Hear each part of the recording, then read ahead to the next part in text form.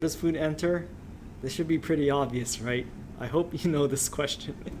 So of course it enters the mouth, right? So again, what do you have there? You have your teeth, your tongue, and your salivary glands. So all of these structures in your mouth, again, the oral cavity, the mouth, that's the primary part of your GI tract, but you have these accessory organs right here. So the mouth, it does both physical and chemical digestion. Again, unless you're wanting to choke, you probably chew your food, right? And you should chew your food well. Why does your mom and dad or grandma tell you as kids, hey, be sure to chew your food well? Well, again, you want to do physical digestion to aid your chemical digestion, and two, you don't want to choke. So this is the oral cavity. Again, you have all these structures here as well, and this might look very familiar. So this clip right here. Rozmiar. Alright, so oral cavity. So dentists, you're gonna love this part. And do we have time? I know we have a lot of dental students, but we could go really down the rabbit hole, and it's not my field of expertise. But this is what I want you to know definitely for this class. Baby teeth, okay, deciduous teeth. I'm just going to keep it for adult teeth for now, because again, we don't really cover, it's not like pediatrics isn't important, but again, it's another set that we would have to memorize. So again, if you are going to dentistry, yeah, you have to know that. But so incisors, so these are your front teeth, right? The front, right? So if you have all your front teeth, these are the ones on top. And remember, you have the top and bottom. So these are the ones that kind of chop up your food. So that's why they're like very, like, thankfully not just razor blades, but they're kind of like little knives, right?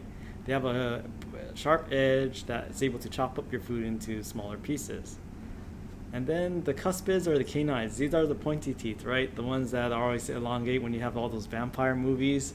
So canines, these are ones that instead of having a flat, sharp surface, it actually comes to a point. Then you have two on the top and two on the bottom. That's why you have four total. Now then you have your premolars, aka bicuspids.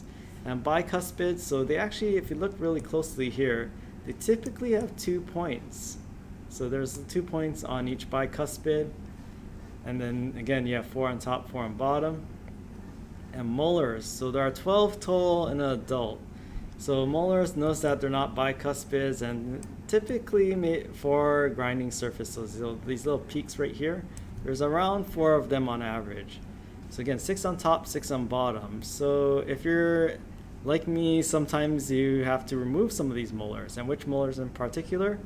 So your 4 third molars. So the thing is that during human evolution, the theory is that our jaws didn't shrink they shrunk over time, but we still kept the same amount of teeth as our ancestors. So those back teeth, basically we have more teeth than is necessary for our mouth and our size. So if you've had the thing about these molars, they're really hard to brush as well. They tend to get rotted.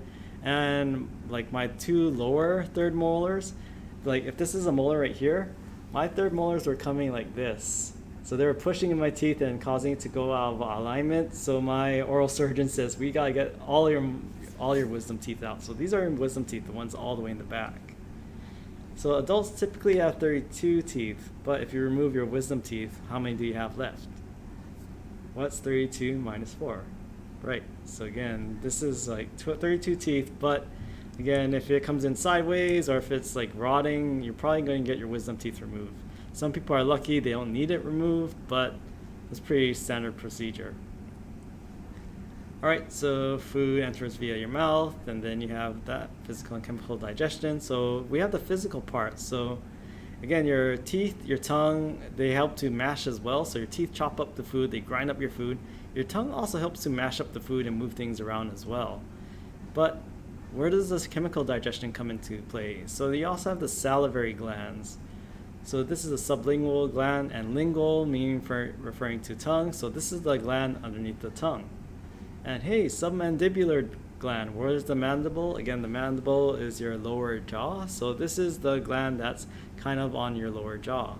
And then you have your parotid gland. So this is one, so you can actually like feel your masseter right here. So again, this is the masseter muscle. It's a very tough muscle.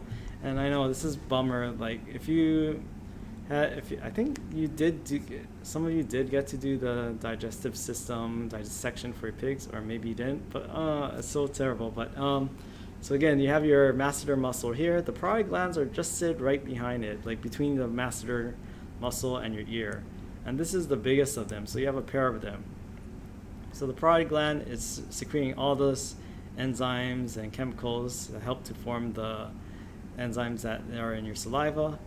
And then sublingual gland, again, this is one, the little exits right here, right underneath your tongue. And then submandibular gland. I was trying to look for a video. Like, I remember back in elementary school, like there was this one kid who could actually like do this weird thing with his tongue and then squirt out saliva that way. So somehow he was able to, well, in retrospect, he's able to somehow contract the muscles in the submandibular gland, and this is how he was able to actually squirt out that stuff. I was trying to find a video of that on YouTube. I couldn't, but yeah, I've seen that trick before. Some people can do it. I think there's better things to do with my time than practice it, but yeah, this is why I think he was doing. All right, so physical digestion. For analogy time, I like to think of it as like, yeah, gleeking. That's what they called it back then. They still call it that. Yes, so gleeking. That's how you do it. You're actually using those submandibular and sublingual glands and somehow contracting muscles in, again, high to low pressures. All right, so physical digestion, I think you're like, okay, you're pounding the food, just like this guy's pounding the taro and the PHYL, right? And then think about taro. Can you eat taro by itself? So it's really funny. Like my better half is a chef, and then a new chef came in, and I think the raw food movement has died down. But it's funny because like everyone was big on raw food, and their new exec chef was very vegan and very like into all this health stuff. And he said, okay, we're going to eat raw taro and taro leaves. And all the local people were like, should we tell them? And like, you might want to cook it first. And they're like, no, it's like you're cooking out all the nutrients. And like, oh, okay, go ahead. So then yes, the thing is that what happened with the exec chef and all the sous chefs is that they cooked this raw taro leaf salad, and then they started going like this. I feel really itchy, and it's like, that's why you have to cook the taro, because you have to break down those oxaloacetate crystals. So it's also important to do chemical digestions. That's why you cook taro leaves and lau. You can't eat it raw because you have to cook away all those harmful anti-nutrients and things that cause inflammatory reactions. So chemical digestion is not only important in breaking down macromolecules, it's sometimes also important in neutralizing anti-nutrients and things that can cause bad reactions. So what happens when you get this mixture of food and saliva? So this is what we call a bolus in terms of the GI tract.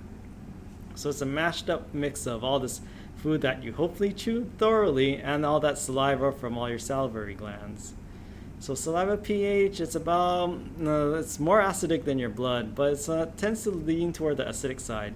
Other things can affect your saliva's pH, but just know it's like, okay, neutral-ish, but more toward the acidic side. So where about exact numbers, don't worry too much about that. So yeah, so bolus